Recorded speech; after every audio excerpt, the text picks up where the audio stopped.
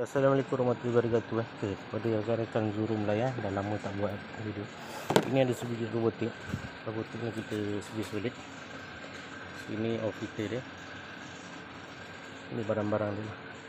So kereta ni dia tendang auto punya manual lah. Ini saya dah lerai kan. Lepas tu ini clutch pump lah. Ini clutch pump. Macam ni rupa clutch pump. Selalu yang bermasalahnya adalah clutch pump ni bocor lah. Orang panggil kit clutch pump. Macam mana rupa itu? Macam mana rupa kit clutch pump dia macam ni? Dia macam ni rupa dia.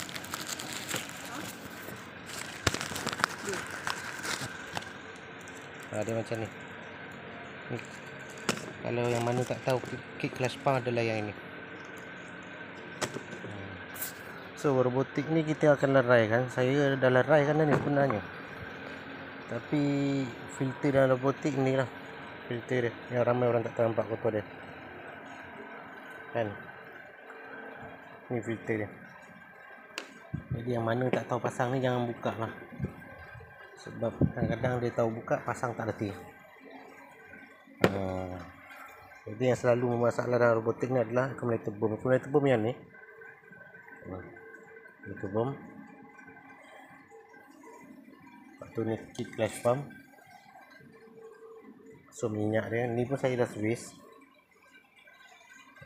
Saya dah cuci baju bersih. Nampak dalam dia.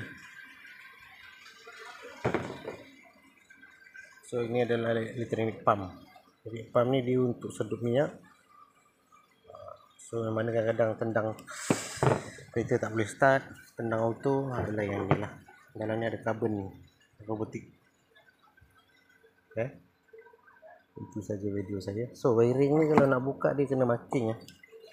Sebab soket wiring ni untuk solenoid ni dia sama je. Kalau silap dia tak boleh bergerak lah semua. So ni kena marking lah, dia masuk soket mana, masuk soket mana. So ni kalau nak cantik dia kena balut pakai black tag tu, balut balik. Ini adalah piston dia. Piston clutch pump. Ini adalah silinder dia. Silinder untuk clutch pump.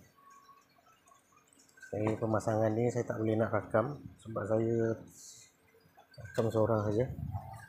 Peralatan saya ni lah, peralatan saya spanner 24, spanner 13, pakai ricek kecil.